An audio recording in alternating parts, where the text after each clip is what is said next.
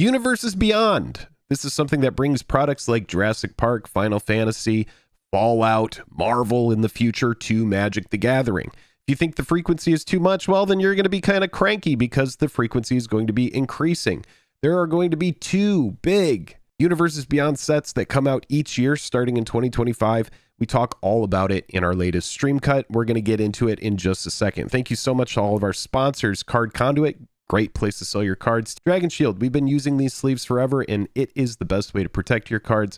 And then MTG Stocks, the best way to track the price of your cards. And then finally, Moxfield. If you are trying to organize your decks, if you want to show off your decks online, get people to comment on them, that is a great site to do it. And also make sure to come hang out on Wednesday because Joel and I have a Universes Beyond preview card for the new Fallout set. So thank you so much to Wizards of the Coast. We tend to keep it very real over here, so it means a lot that you have decided to entrust us with one of your preview cards, and we are excited to show it off on Wednesday. We hope all of you enjoy this video. We're talking all about Universes Beyond, the future of Universes Beyond, and we are getting community feedback on how you feel about Universes Beyond. If you want to let us know how you feel about it, well, you can do it right in the comments. Here's the stream cut.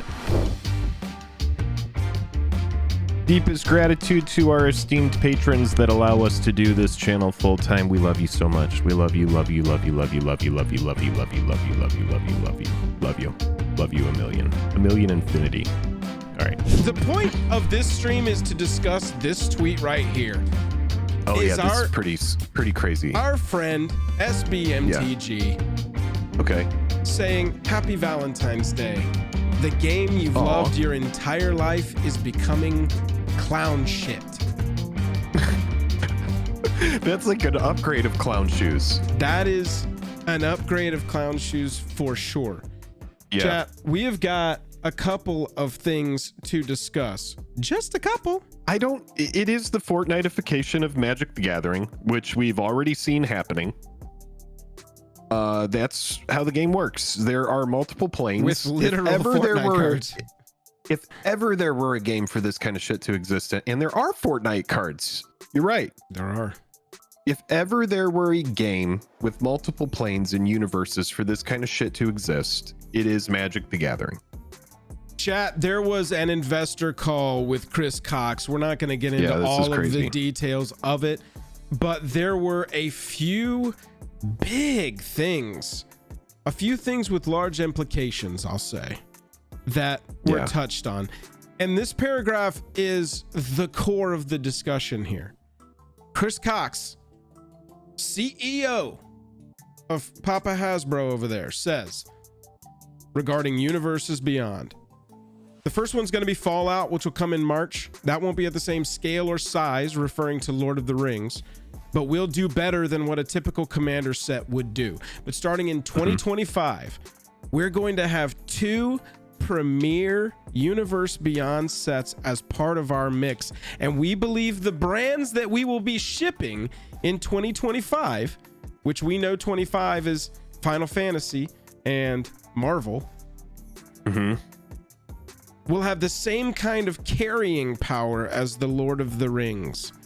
The ones that we've announced will be in the front half of the year, and that's Final Fantasy, which is just a juggernaut in role-playing games.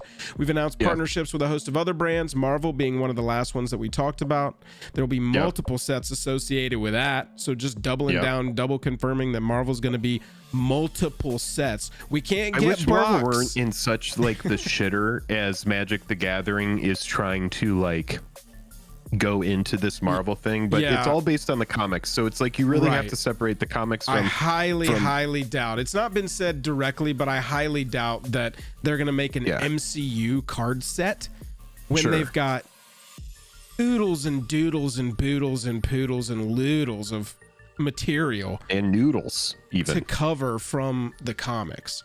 I was talking to Jennifer about it today in one of my completely unasked for rants about Marvel.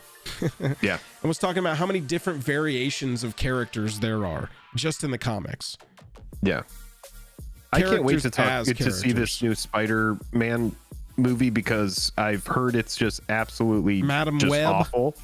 Yeah, I hear it's terrible, but I'm going to go into it with an open mind. We ignore that. Oh, we it's ignore Sony? those. Oh, okay. So that's not okay. That is that's not like MCU. That's like go back to Under the Stairs. Yeah. Didn't we tell you this lesson when you put Morbius Annie, out? that's Sony. That's Sony made that movie. Oh, okay. Regarding Marvel, there will be multiple sets associated with that. So for 25 going forward, you should expect to see, as part of our 6 premiere sets per year, that 2 of them will be Universes Beyond branded. And we'll have a similar uplift to what we experienced with Lord of the Rings. Bro, 2 Universes Beyond sets per year.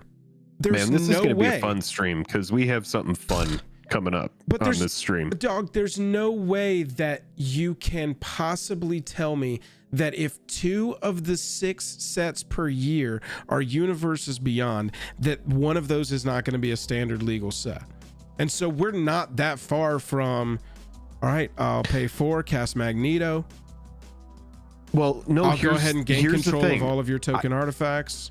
I don't think that they're going to do that. And I think part of this rollout has to do with the fact that they've just extended the standard season, probably to accompany this big change. I don't know, man. So, this feels reactive.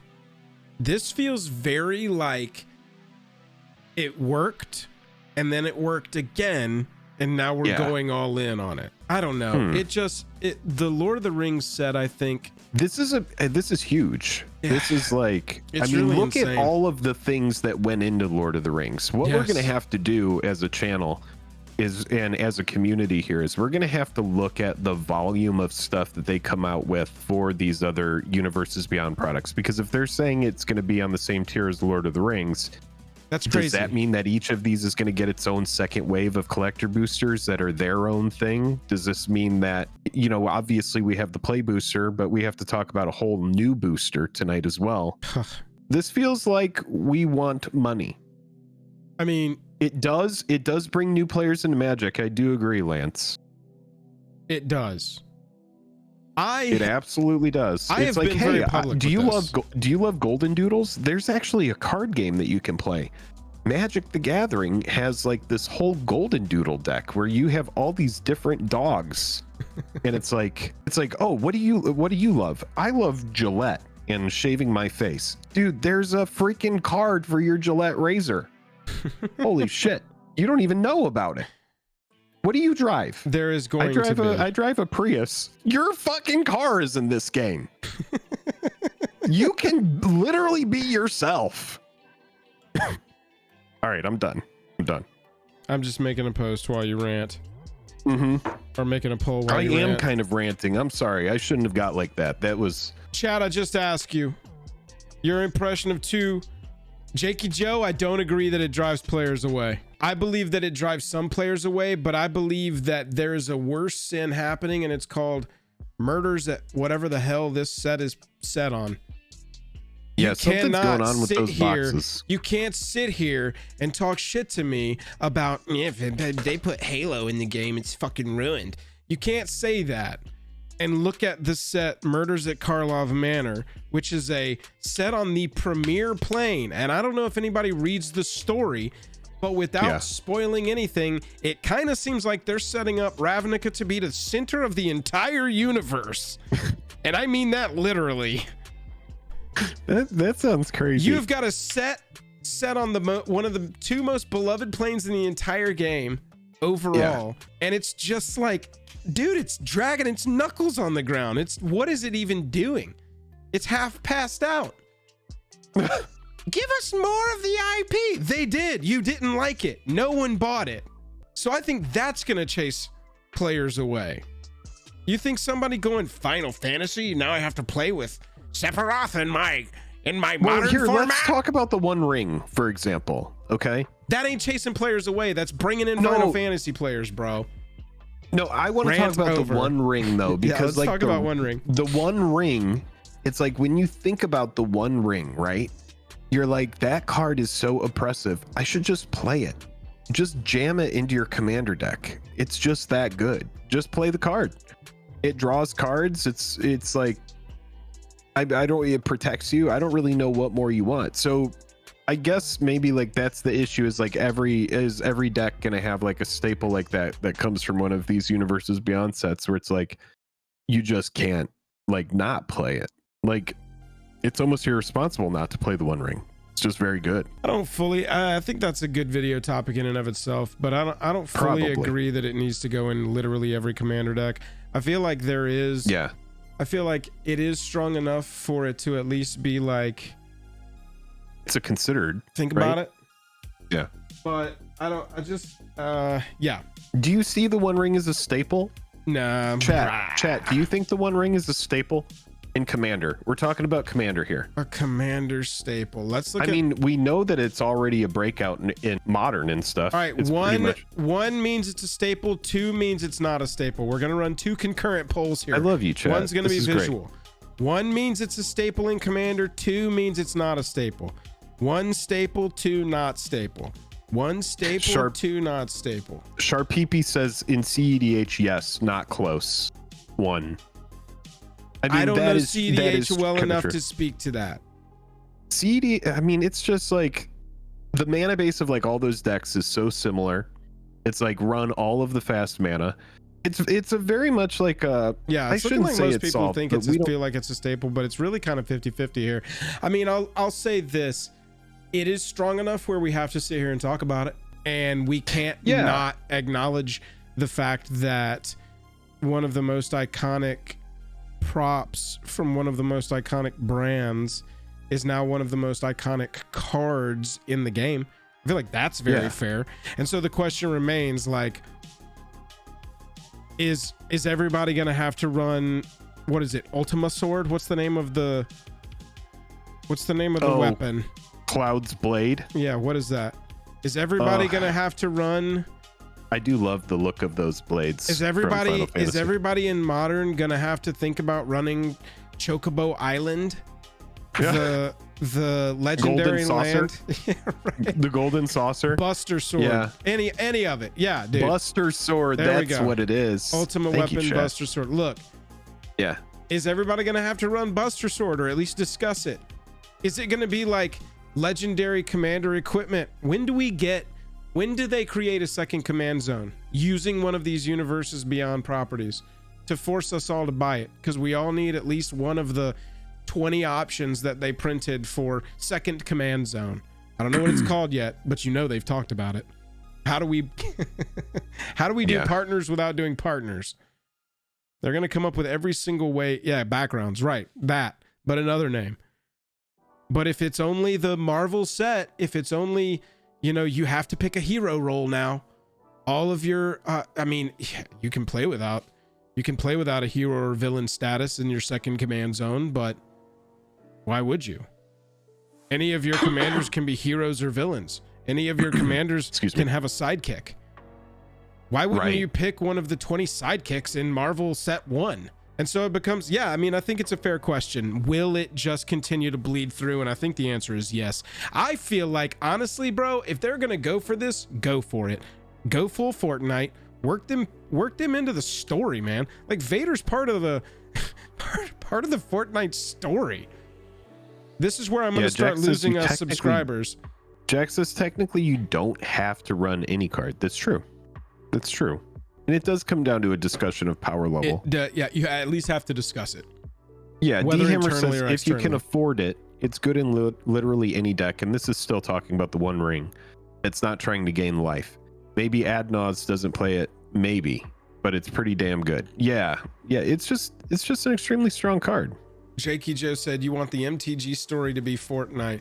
Jakey Joe, we have no way to influence it either way. What is it? What is the MTG story? I mean, I feel like they're trying to bring it back from the brink. War of the Spark pretty much killed it for people who actually read the story every week and kept up. I see it as like you could play variant era Magic, which is like what I would call it now, like Secret Lair plus like everything from Kellen. What, in Magic? I have no idea. Who even is that? I don't have any idea. I'm the worst person to ask. Did you see my post on Twitter? I sent you a screenshot of it. There was a paragraph at the end of the story that they dropped today that was an epilogue to the whole murders at Karlov Manor. And there was like a 2-paragraph conversation between Proft, the detective from the set that you've seen in all the key art, and Niv Mizzet. And that little 2-paragraph exchange basically tells you everything about what the current MTG story is. They're like, oh, that Ravnica stuff, that was crazy, huh? That's not the main story. And in that 2 paragraphs, they basically, they were like, okay, so this is what's happening now. See you in the next set. And I was just like, huh. So I took a screenshot of that and I was like, this is literally the minimum you can read to at least have some trappings of an idea of what the hell is going on in the Magic story right now. Anyway, I won't talk about it here on stream. I tweeted if anybody wants to go read that. I don't want to spoil it for anybody who actually wants to go read it themselves. It wasn't a very long story today either, so it's a pretty quick read for people who are interested. Jake, chat, 77 votes.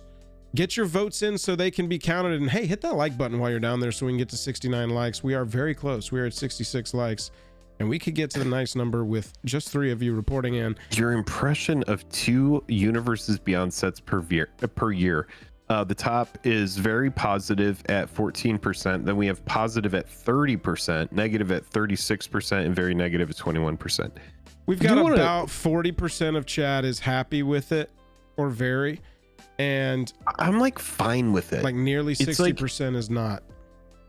I think that there can be variant era Magic and pre-variant era Magic. You can just cut it off. Like if you're somebody who's like a purist, let's just say that you're like, I like Magic before they started adding all this shit into it. Yep. And so I have my pre-variant era decks. Make your own format out of it. Turn it into a hobby where you can like, you don't play any of the variant era then cards. The snake eats its own tail, and we're back to what you asked me 10 minutes ago, which is, isn't the One Ring a staple? So it's like, yeah, I can be like, I'm going to ignore every Universes Beyond. I'm an MTG purist. I only play cards with the IP. Great, baby boo. Get it going. But you're going to have that conversation with yourself of, well, I run all of the Magic cards and I also run Infinity Gauntlet. It's just good. It's annoying, but it's good. I have to run Infinity Gauntlet. Yeah, and that's what you're going to run into.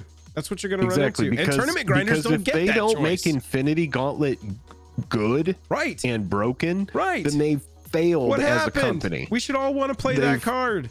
Right. We should all want to play the Infinity Gauntlet in some capacity. Yes. Lance says, of the 60% negative, how many currently buy sealed product? Because that's Wizards' target audience. Jack says, personally, I don't mind Universes Beyond. I'm just worried about that's getting printed straight into formats without going through standard. But I mean, Horizons open that floodgate. Yeah, I was You're absolutely right. You're complaining about a bigger issue, which is, the Horizon sets. And those are going to be coming constantly, if you can't tell.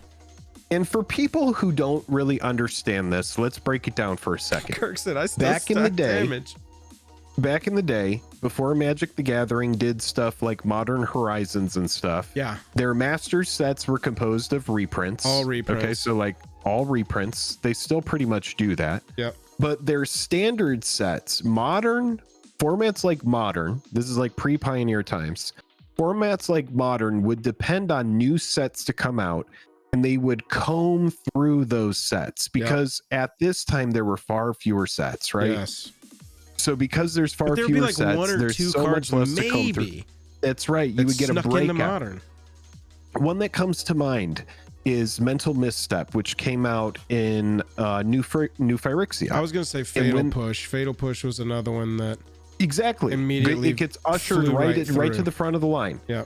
You'll have a card like Mental Misstep, where when it was originally printed, it had to be immediately banned in Modern because it just shuts down so many turn 1 plays, and you can cast it for 1 blue Phyrexian mana. So you're going to have red decks that are running it. You're going to have every single deck running it. Yeah. You just have to ban it right out the gate. So what they started doing, there was a lot less to comb through. I mean, they basically took what used to be Modern Masters, they took it out behind the barn, and they went phew, phew, and then they split the dead body into Commander Legends, and Modern Horizons. But with Modern Horizons, they go, this is not going to be a reprint set. Wink, wink, until we get special guests and sets within sets. But it's going to be straight to Modern.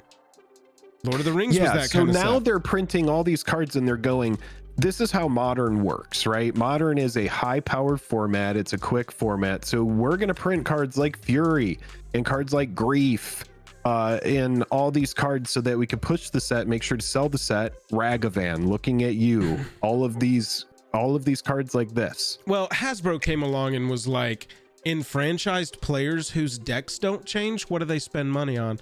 And Wizards was like, nothing. That's why we have those They formats. comb through our new set. They see if there's anything for their deck. When once they say once there a year isn't. or two, we drop a new card that sort of warps the meta a little bit, and people have to react, and new decks can break out or fall back.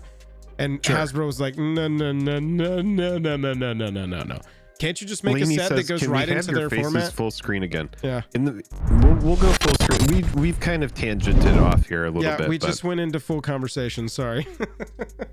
Yeah. And so at this point, it is, yeah, sure. Maybe Commander players, Jake, have the luxury of saying, I'm ignoring Universes Beyond. Tournament grinders, if the Frodo deck is winning, somebody's got to play the Frodo deck. You can ignore it if you want, but you got to do what you got to do.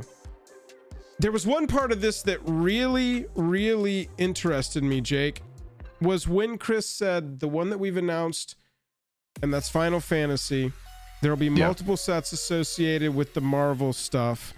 D-Hammer says, my Cloud Strife attacks and kills your Frodo is not stranger than my Chajik the Legion's Edge attacks and kills your Chandra. I mean, yeah, that's fair. Yeah, I have to agree with you. So how do you feel about the Universes Beyond thing? Universes Beyond, I'm into, man, but you're fine with it. Yeah, I'm fine with it. You like it? You're just positive. I just pinned, or I've tried to pin a comment here from Rip and Ship by Moonshot because I think it is exactly how I feel. Richard Garfield envisioned this as a rule set for several game environments. And so this idea of this purity of IP, or it's weird to mix, half the people who were mad about Walking Dead were just mad because it was an IP coming in. The other half were mad about the exclusivity and timing of the purchase of Commander, playable cards, mechanically unique. But I just feel like, why would we not want it? Why, if your IP, like Lara Croft